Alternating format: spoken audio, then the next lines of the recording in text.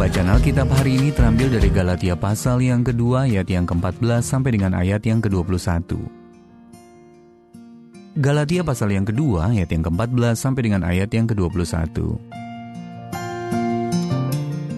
Tetapi waktu kulihat bahwa kelakuan mereka itu tidak sesuai dengan kebenaran Injil, aku berkata kepada Kefas di hadapan mereka semua, "Jika engkau seorang Yahudi, hidup secara kafir dan bukan secara Yahudi, bagaimanakah engkau dapat memaksa saudara-saudara yang tidak bersunat untuk hidup secara Yahudi? Menurut kelahiran, kami adalah orang Yahudi dan bukan orang berdosa dari bangsa-bangsa lain. Kamu tahu bahwa tidak seorang pun yang dibenarkan oleh karena melakukan hukum Taurat, tetapi hanya oleh karena iman dalam Kristus Yesus.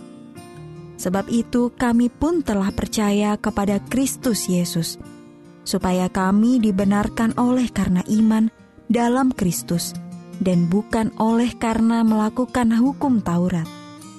Sebab tidak ada seorang pun yang dibenarkan oleh karena melakukan hukum Taurat. Tetapi jika kami sendiri, sementara kami berusaha untuk dibenarkan dalam Kristus, ternyata adalah orang-orang berdosa, apakah hal itu berarti bahwa Kristus adalah pelayan dosa? Sekali-kali tidak. Karena jikalau aku membangun kembali apa yang telah kurombak, aku menyatakan diriku sebagai pelanggar hukum Taurat. Sebab aku telah mati oleh hukum Taurat untuk hukum Taurat, supaya aku hidup untuk Allah. Aku telah disalibkan dengan Kristus. Namun aku hidup, tetapi bukan lagi aku sendiri yang hidup, melainkan Kristus yang hidup di dalam aku.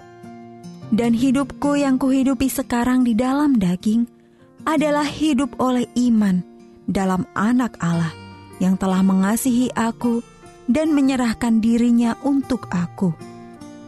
Aku tidak menolak kasih karunia Allah, sebab sekiranya ada kebenaran oleh hukum Taurat, maka sia-sialah kematian Kristus.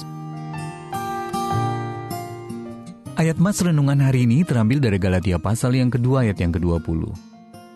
Hidupku yang kuhidupi sekarang di dalam daging adalah hidup oleh iman dalam Anak Allah yang telah mengasihi aku dan menyerahkan dirinya untuk aku. Judul renungan kali ini bukan Diri Anda Lagi, ditulis oleh Glenn Peckham. Pada musim panas tahun 1859, Charles Blondin menjadi orang pertama yang menyeberangi air terjun Niagara dengan berjalan di atas seutas tali. Sesuatu yang kemudian dilakukannya hingga ratusan kali. Sekali waktu ia melakukannya dengan membawa Harry Colcord, manajernya, di atas punggungnya. Blondin memberikan instruksi berikut kepada Colcord. "Lihat ke atas, Harry. Kau bukan lagi Colcord. Kau adalah Blondin. Kalau aku berayun, mengayunlah bersamaku. Jangan coba-coba mencari keseimbangan sendiri. Kalau itu kau lakukan, kita berdua akan jatuh dan mati."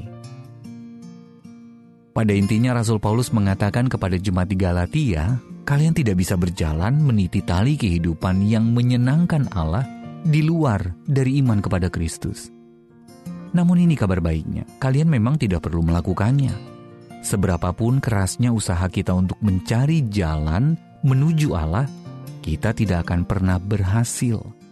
Jadi apakah itu berarti kita pasif saja dalam keselamatan kita? Tentu tidak.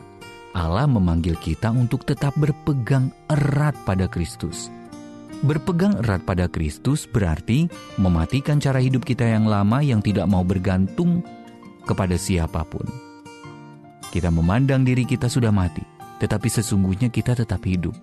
Hidup kita yang kita hidupi sekarang di dalam daging adalah hidup oleh iman di dalam Anak Allah yang telah mengasihi kita dan menyerahkan dirinya untuk kita. Galatia pasal yang kedua ayat yang ke-20. Apakah kita sedang berusaha meniti jalan kehidupan kita sendiri? Allah tidak memanggil kita untuk berjalan di atas utas tali untuk sampai kepadanya. Dia memanggil kita untuk berpegang erat padanya dan menjalani hidup ini bersamanya. Bagaimana Anda dapat berhenti berusaha menyenangkan hati Allah dengan cara Anda sendiri? Dalam hal apakah Anda perlu berpegang erat pada Yesus dengan mempercayai kebenarannya? Tuhan Yesus, terima kasih karena Engkau telah menganugerahkan keselamatan, sesuatu yang takkan pernah dapat kuusahakan sendiri. Aku tidak mau lagi berusaha menyenangkan-Mu dengan caraku sendiri. Aku bersyukur, aku tidak perlu mengusahakan kasih-Mu.